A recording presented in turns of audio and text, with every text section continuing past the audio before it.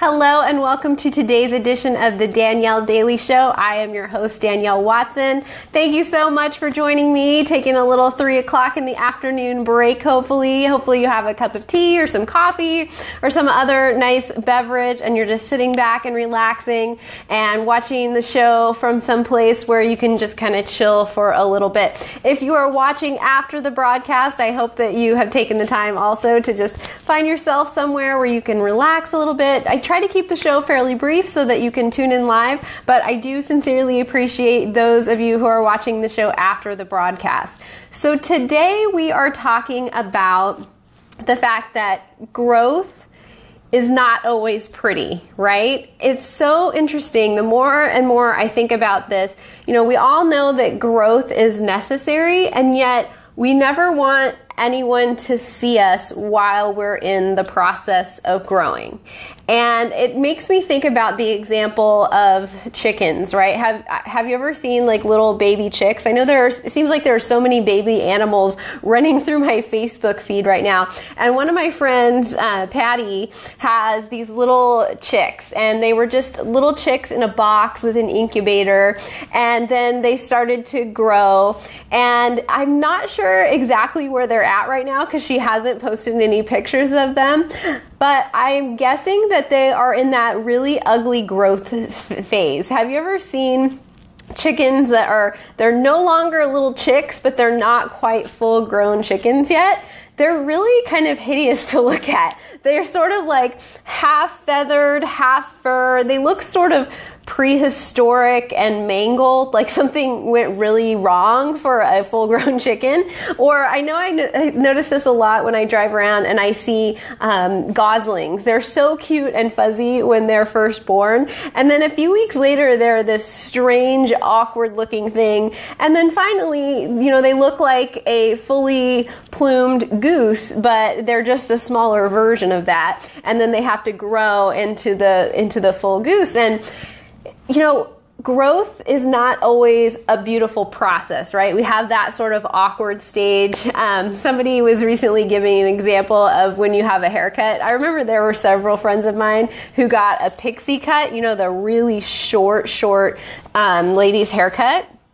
And then eventually, they were done with the pixie cut and they had to grow it out. And so there's that awkward phase between the cute, adorable, very fashionable looking pixie cut, and then there's that phase in between before it gets into something else, right? Where it can be a bob or it can be something else.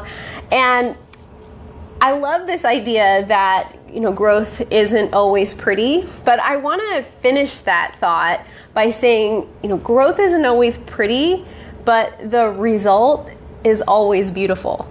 I think that is such an important thought that helps us get through that transitional phase, right? That phase where we're growing, we're developing, we're changing. Something new is coming on board. Maybe the old thing is still hanging around. I don't know about you, but I remember when I was losing my molar teeth, I had this one that even though the tooth below it had started to grow in, the one on top was like hanging on, and I finally had to actually go to the dentist and have it pulled because it wouldn't release itself. And so there was this awkward stage where I sort of had two teeth there, and it was not pretty, but the result, once I had shed the old tooth, was that I had this beautiful new tooth. And with a chicken, after you get through that awkward teenage chicken phase, I don't know that there's a word for that, and then you have this beautiful full-grown chicken or full-grown rooster. And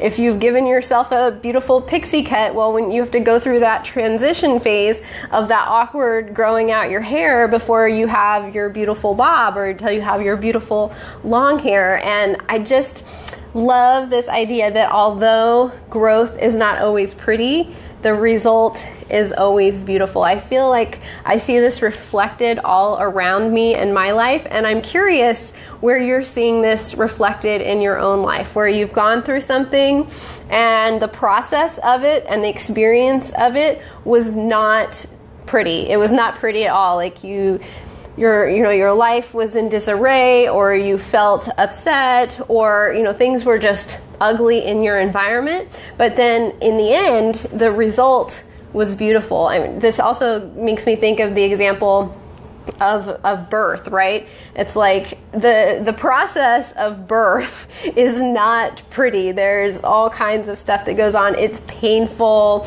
At the very least, it's uncomfortable. All kinds of things happen that are unpleasant, but the result is something that is just so incredibly beautiful, a whole nother being.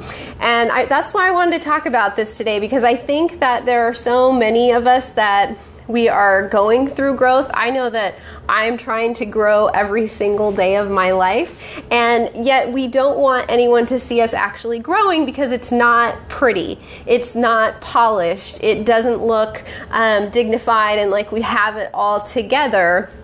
Yet we want everyone to see the outcome, right? We want people to see the beauty on the other side, but we don't want them to see our process. And I'm trying to figure out how to make it safe for more people to show that process, that not so pretty process of growth into the next best version of themselves, so that people no longer feel like they have to pretend like they have it all together at all times, so that we can actually celebrate and encourage each other when we're going through the not so pretty process of growth, so that we can become that beautiful thing on the other side. So that is all I have to say about that. I would love, love, love to hear your thoughts. You can go ahead and type them into the comments either during the broadcast or after.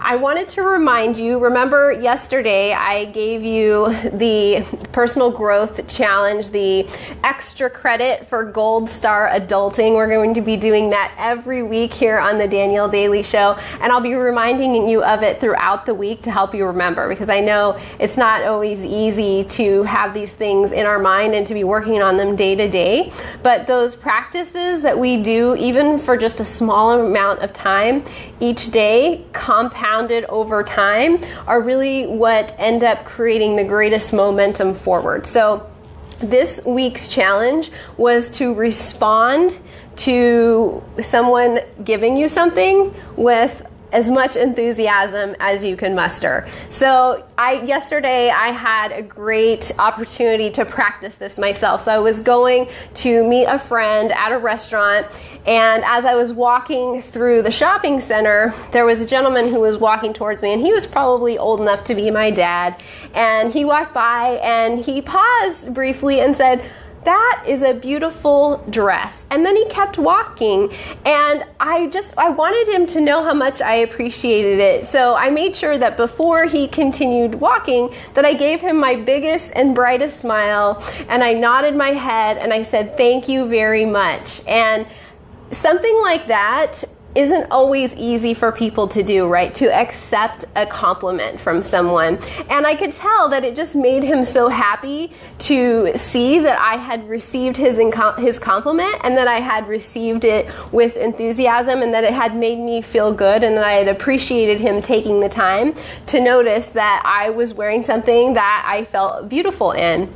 And so there's my example of practicing receiving with enthusiasm yesterday. If you have an example, if you're working on this challenge this week, I would love to hear about it. I'm getting thumbs ups. Thank you so much.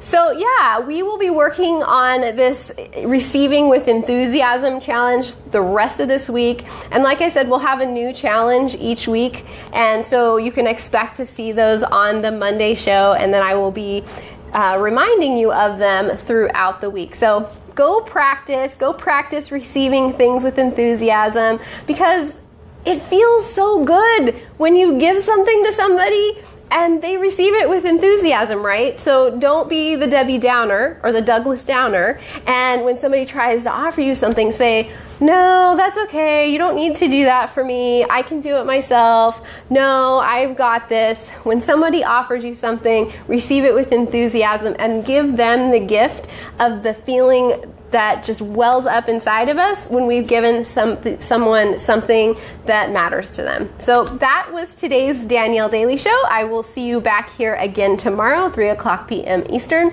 noon Pacific. Please feel free to leave me comments or send me a message. I love to hear from you guys, and I'll see you then. Bye. Mwah.